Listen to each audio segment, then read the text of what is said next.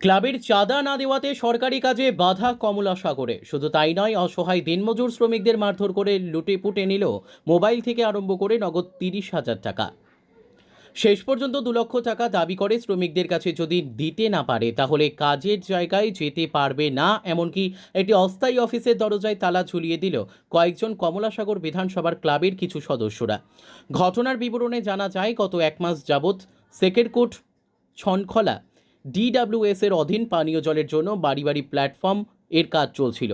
যথারীতি শ্রমিকরা একজন ঠিকাদারের অধীন থেকে সেই কাজ করে আসছে, কিন্তু আচমকা ওই এলাকারই একটি ক্লাবের কিছু যুবক সেখানে গিয়ে শ্রমিকদের ওপর হামলা চালায় এবং তাদের কাছ থেকে নগদ 30,000 টাকা এবং কয়েকটি মোবাইলে ছিনিয়ে নেয় 30 থেকে 40 জনের একটি দল।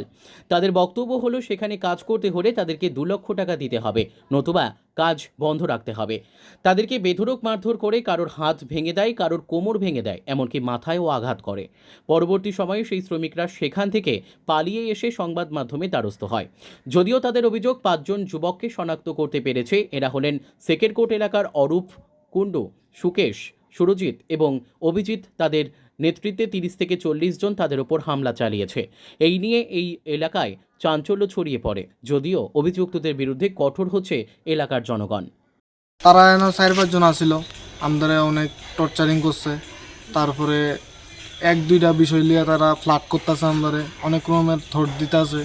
তারা 2 লাখ টাকা দিতে হইব। এর মধ্যে 4-5 জন আমরা চিনি বা সোশ্যালের থেকে নামটাম বাই করছি। যেমন হোক, একজনের নাম হচ্ছে অরূপ ঘোষ, একজনের নাম সুরজিৎ ঘোষ, আরেকজনের এমনি ডাক নাম কুডু, আরেকজনের সুকেশ, অভিজিৎ।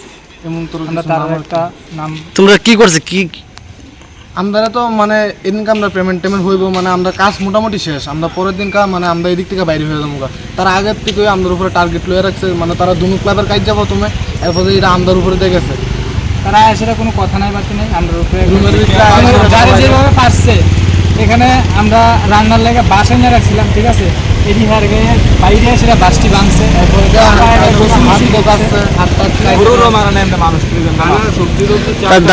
দাবি কি ছিল? তারা দাবি ছিল 2 লাখ টাকা তারা দেওয়ান লাগবো, ক্লাবের নামে 2 লাখ টাকা দেওয়ান লাগবো, আরো কিছু মাল টাল দেওয়ান লাগবো। তারা কইছে যে মনে করো সিমেন্ট দেওয়ান লাগবো 2 গাড়ি,